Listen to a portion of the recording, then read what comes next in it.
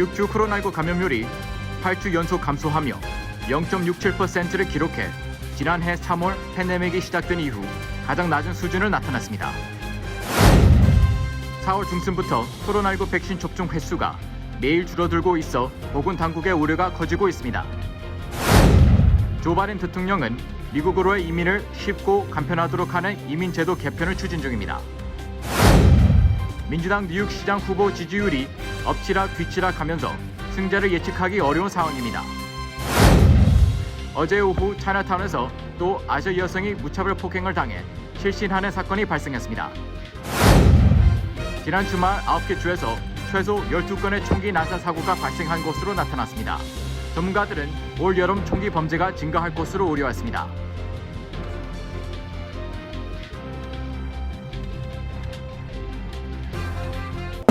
노아은행 맨해튼 지점이 한인타운 중심부인 31가와 32가 사이 피프스아비뉴 1층으로 확장 이전했습니다. 동포사회에 꼭 맞는 다양한 상품과 고객 만족 서비스로 여러분께 다가가겠습니다. 한인 비즈니스의 내일을 생각하는 은행 노아은행, 멤버 FDIC and Equal Housing Lender.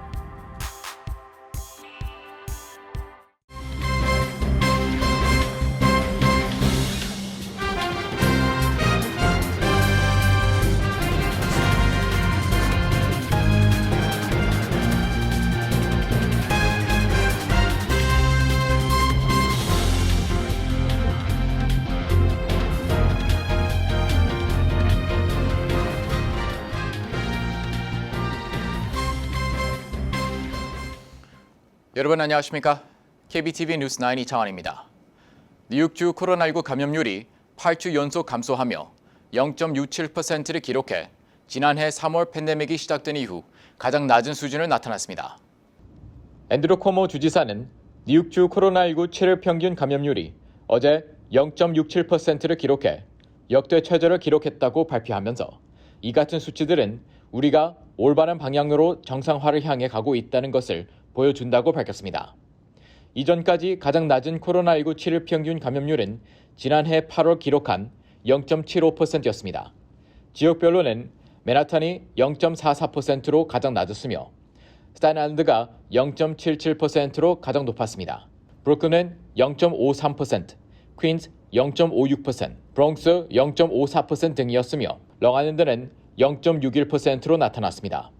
코모 주지사는 아직 백신을 접종받지 않은 주민들은 여러 가지 혜택을 받을 수 있는 만큼 백신 접종에 나서달라고 당부했습니다. 뉴욕주에 따르면 18세 이상 뉴욕 주민의 65.2%가 최소 한 차례 이상 백신을 접종받았으며 57%는 백신을 완전 접종받았습니다. 한편 뉴욕 시내 식당과 바 등의 실내 영업 운영 시간 제한이 해제됐습니다.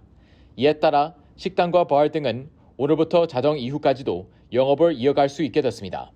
뉴욕시 실내 영업 운영 시간은 팬데믹 이후 오후 10시까지로 제한됐다가 오후 11시까지, 지난 3월 자정까지로 1시간씩 연장된 바 있습니다. 존스 홉킨스 대학에 따르면 코로나19 신규 확진자 수는 어제 725명으로 집계됐는데 미국에서 하루 신규 감염자가 1만 명 이하로 집계된 것은 팬데믹 초기인 작년 3월 이후 처음입니다.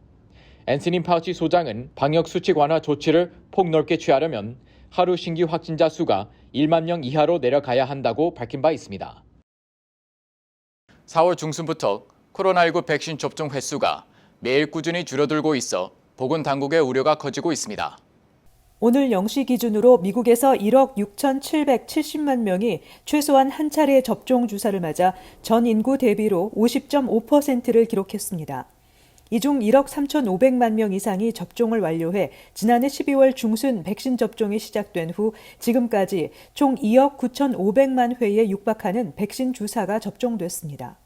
이는 전 세계 실행 주사 횟수 19억 회의 15.5%로 미국의 코로나19 누적 확진자의 전 세계 비중 19.5%에 못 미치는 규모입니다. 그러나 한 달 전만 해도 미국의 전 세계 비중은 20%를 넘어섰습니다. 하루 실행되는 접종 주사 횟수가 5월 30일에는 122만 회에 그쳐 4월 10일의 최대치 462만 회의 27%에도 못 미치는 규모로 급감했습니다. 접종 회피 인구는 그동안 다소 줄긴 했지만 여전히 30% 정도를 차지하고 있습니다. 1차 접종 인구 비율이 40%를 넘어서자 진행 속도가 눈에 띄게 떨어졌습니다. 한편 옥스퍼드대 집계에서 4월 26일 미국의 총 주사 횟수는 2억 3,070만 회로 중국의 2억 2,950만 회보다 많았지만 다음 달부터 뒤지기 시작해 5월 31일 기준으로 미국은 2억 9,500만 회를 바라보고 있지만 중국은 무려 6억 4천만 회를 목전에 두고 있습니다. 35일 동안 미국이 6,500만 회 추가하는 동안 중국은 4억 1천만 회를 추가한 것입니다. 그럼에도 한 달 뒤인 7월 4일 독립기념일까지 성인의 70%가 최소한 한 차례 주사를 맞도록 하고 마스크를 실내에서도 벗도록 하겠다는 조 바이든 대통령의 공약은 실현될 것으로 보입니다. 미국 이민 문호가 대폭 확대되고 이민 절차도 쉽고 간편해질 전망입니다. 조 바이든 대통령은 미국으로의 이민을 훨씬 쉽고 간편하게 만드는 내용의 이민 제도 개편을 추진 중입니다. 자세한 내용 김은지 기자가 전해드립니다. 뉴욕타임스가 최근 입수한 국토안보부의 합법 이민 시스템 복원 계획은 합법 이민을 대폭 확대하기 위한 새 정부의 청사진을 제시하고 있습니다. 7개 항목으로 구성된 이 보고서에는 고숙련 노동자, 인신매매 피해자, 국외 거주 미국인들의 가족, 난민, 망명 신청자, 농장 근로자와 같은 외국인들의 미국 이주를 돕는 세부 정책을 제안하고 있습니다. 보고서에 따르면 바이든 행정부는 원격 인터뷰와 전자 서류를 확대하고 신청자들이 제출해야 하는 증거 서류 종류를 줄임으로써 밀린 이민 신청을 패스트 트랙으로 처리할 계획입니다. 온라인으로 접수하는 이민 신청자에게는 수수료를 낮춘다는 제안도 나왔습니다. 트럼프 전 행정부에서 까다롭게 제안했던 전문직 H-1B 비자를 통한 외국인 고숙련 노동자의 취업도 쉬워질 전망입니다. 바이든 행정부는 미국에 투자해 새로운 일자리를 창출하는 외국인 기업가를 위한 새로운 이민 수단도 만들 방침입니다.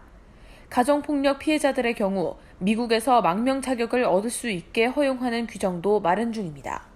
아울러 성소수자를 박해하거나 동성 결혼을 인정하지 않는 나라에서 온 성소수자 난민에게 이민 기회를 확대한다는 것이 바이든 행정부의 목표라고 뉴욕타임스가 전했습니다.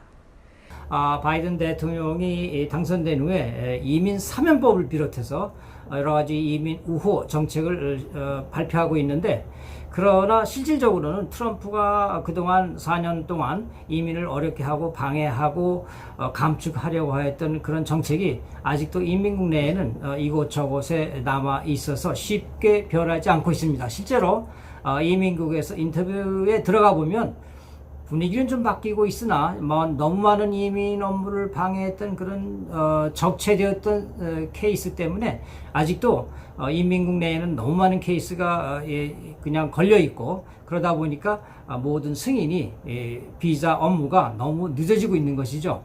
다만 실제적인 이민 업무 신속 처리해주고 승인보다 거절보다는 승인을 많이 하는 그런 직원들의 태도가 좀 바뀌려면은 이제 백악관에서 이민국으로, 그리고 이민국에서 각 지역 도시 이민국으로 정식 공문이 전달된 후에 그렇다 보면은 적어도 4-5개월 이상 지나야 좀 실질적인 태도 변화를 기대할 수 있지 않을까, 이렇게 생각됩니다. 경찰 수사에 협력하거나 법정에서 증언함으로써 법 집행 당국을 돕는 불법 이민자에게 시민권 취득 기회를 열어주는 유비자 프로그램도 확대하기로 했습니다. 그러나 공화당을 비롯한 보수 진영이 이러한 이민 확대 정책에 반발하고 있습니다. 때문에 바이든 행정부는 절차가 복잡한 정식 입법보다는 대통령 각서나 긴급 규정을 활용해 이민 개혁안을 관철할 가능성이 크다고 뉴욕타임스는 전했습니다. KBTV 뉴스 김은지입니다. 민주당 뉴욕시장 후보 지지율이 엎치락 뒤치락 이어서 승자를 예측하기 어려운 상황입니다. 뉴욕타임스 보도에 따르면 지난달 26일 픽스11 방송과 에머선 칼레지가 실시한 여론조사에서 캐서린 거시아 전 뉴욕시 총수국장이 21% 지지율로 1위를 차지했습니다. 1, 2주 전 선두를 달리던 에릭 애덤스 브루클린 보로장은 20% 지지율을 얻어 1%포인트 차로 2위로 밀려났습니다.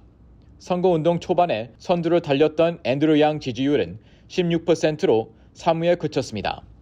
선거 전문가들은 그동안 3, 4위 이하로 떨어졌던 거시아 후보의 지지율이 급등한 것은 뉴욕타임스 편집위원회가 최근 가시아 공식 지지를 선언한 데 따른 것으로 분석하고 있습니다. 그러나 바로 그 다음 날인 27일 발표된 펀투스 여론조사에서는 애덤스 후보가 18%의 지지율로 다시 선두를 차지했습니다. 양 후보는 13%, 가시아는 11%로 각각 2, 3위에 머물렀습니다. 이 기관에서 지난 3월에 실시한 여론조사와 비교했을 때 애덤스는 8%포인트, 가시아는 9%포인트씩 지지율이 상승했습니다. 반면에 양 후보의 지지율은 3%포인트 감소했습니다. 선두 3인방에 이어 마이어 월리스, 다이앤 모랄스 후보가 각각 지지율 9%로 뒤를 이었습니다. 한편 앤드류 양 후보는 지지율이 약했던 가시 후보가 선두를 달리자 선거 전략을 수정하고 있습니다. 그동안 양 후보의 가장 큰 약점은 행정 경험이 전혀 없다는 점이었습니다.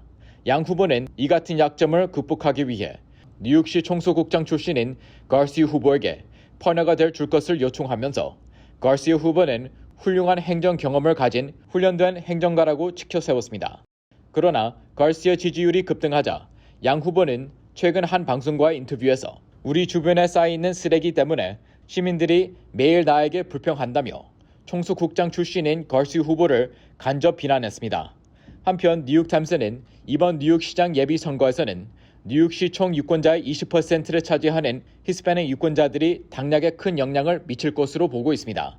이에 따라 각 후보들은 스페인어 광고, 라틴계 친목 모임 참가, 히스패닉 지역 집회 참석 등을 통해 표심을 공략하고 있습니다. 앤드류 양 후보는 지난주부터 스페인어 광고를 시작했습니다. 애덤스 후보는 몇 주 전부터 스페인어 광고를 내보내고 있습니다.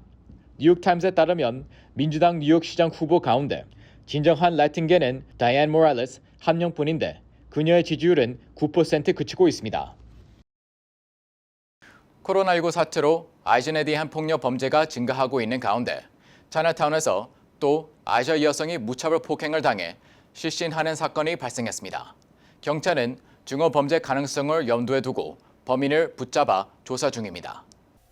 어제 오후 6시쯤 맨하튼 차이나타운의 한 식당 앞을 지나가던 55세 아시아계 여성이 흑인 남성의 기습적인 주먹 공격을 받고 그대로 쓰러졌다고 팍스뉴스 등이 보도했습니다. 대만 출신으로 뉴욕주 하원 의원인 위닌 리우는 해당 장면이 담긴 CCTV 영상을 확보해 트위터에 공개하면서 경찰이 사건을 수사하고 있으며 증오범죄 전담팀이 투입됐다고 전했습니다. 영상을 보면 건장한 체격의 흑인 남성이 무방비 상태로 마주오던 여성의 얼굴을 주먹으로 강하게 공격했습니다. 여성은 총격으로 쓰고 있던 흰색 모자가 벗겨졌으며 중심을 잃고 휘청이다 실신했습니다.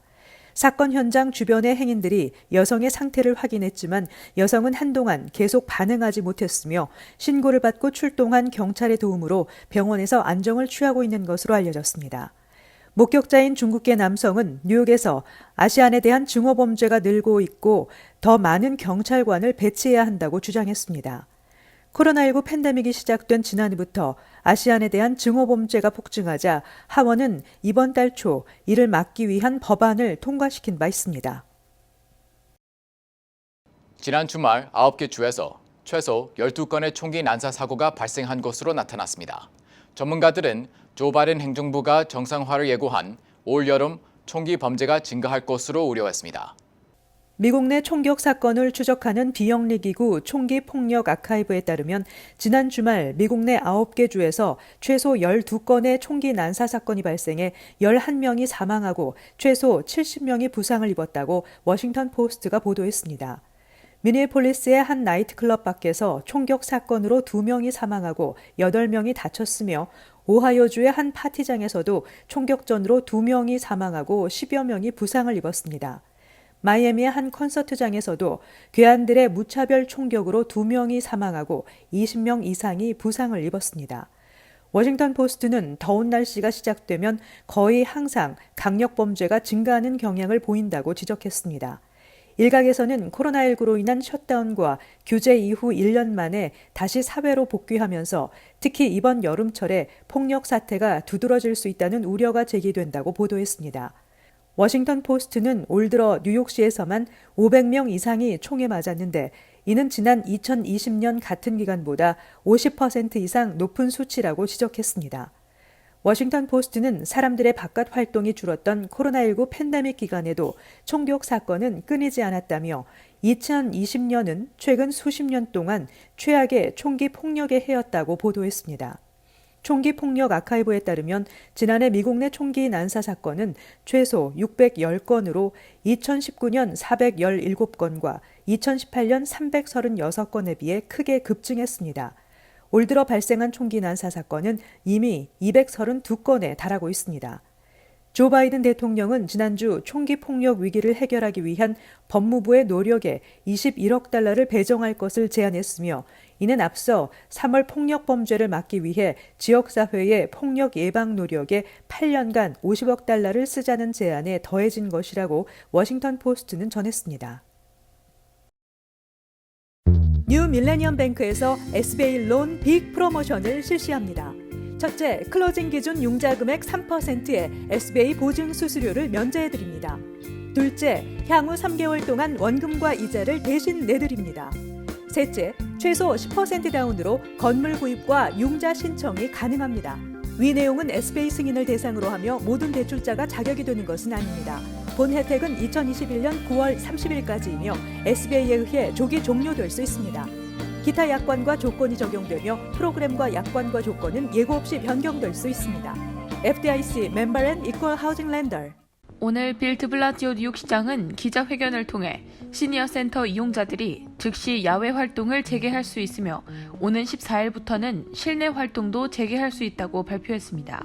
다만 드블라지오 시장은 센터가 모두를 위해 개방되는 대신 아직 뉴욕시 65세 이상 노인의 3분의 1이 백신 접종을 완료하지 못했기 때문에 아직 접종을 완료하지 않은 이용자를 고려해 실내 활동 시 노인들 간 사회적 거리두기는 유지해야 한다고 당부했습니다.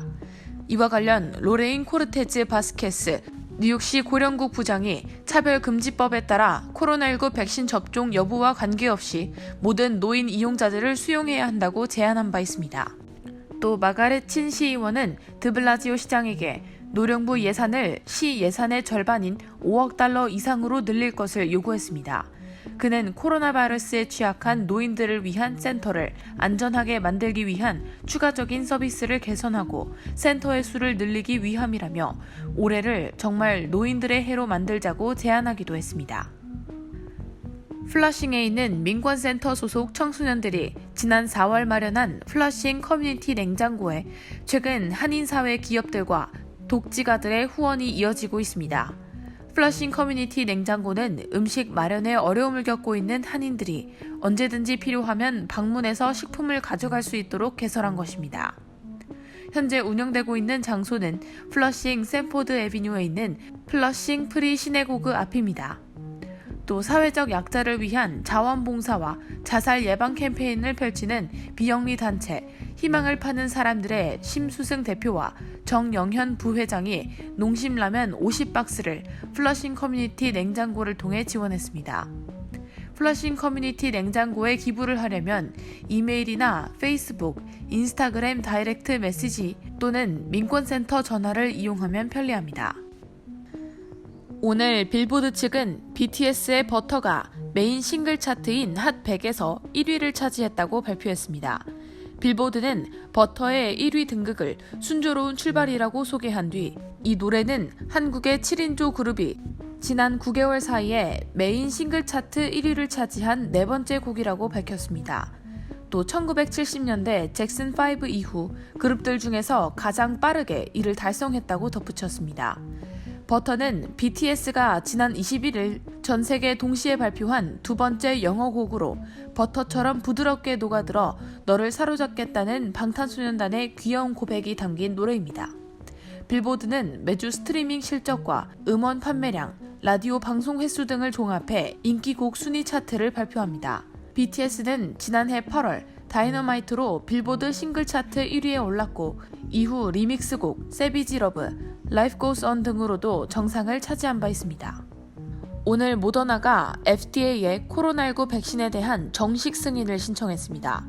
FDA에 코로나19 백신 정식 승인을 신청한 것은 화이자에 이어 두 번째로 모더나는 이날 성명을 통해 18세 이상에 대한 코로나19 백신 완전 승인을 받기 위해 순차적 자료 제출 절차를 시작했다고 밝혔습니다. 스테판 방셀 모더나 최고 경영자는 바이오 신약 허가 신청을 위한 중요한 단계를 발표하게 돼 기쁘다며 우리는 계속 FDA와 협력하기를 고대하고 3상 연구 데이터를 계속 제출해 자료 제출 절차를 완료할 것이라고 말했습니다. 모더나는 또한 12세에서 17세 청소년에 대한 내달 초 사용 승인을 신청할 것이라고 밝혔습니다. 지난달 발표한 임상시험 결과 이 연령대에 100% 효능이 있는 것으로 나타났습니다. 모더나는 지난해 12월 FDA로부터 긴급 사용 승인을 받았습니다. 질병통제예방센터 CDC에 따르면 이미 1억 명 이상이 모더나 백신을 투여받았습니다. FDA의 완전 승인 절차 수는 수개월 걸릴 것이라고 CNBC는 전망했습니다. 잠시 후 커뮤니티 브리핑을 전해드립니다. 노아은행 맨해튼 지점이 한인타운 중심부인 31가와 32가 사이 피프스아비뉴 1층으로 확장 이전했습니다. 동포 사회에 꼭 맞는 다양한 상품과 고객 만족 서비스로 여러분께 다가가겠습니다.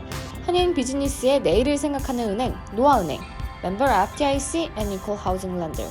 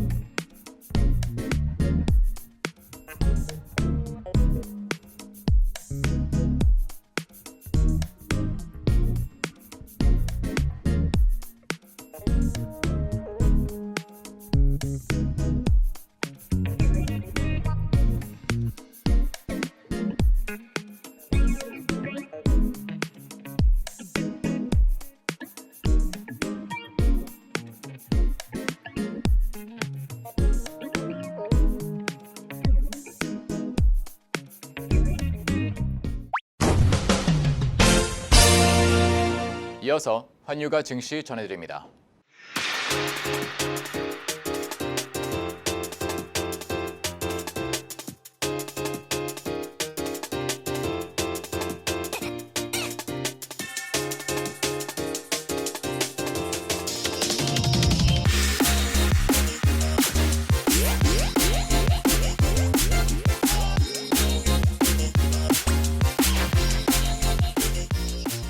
잠시 후 뉴욕과 뉴저지 날씨 전해드립니다.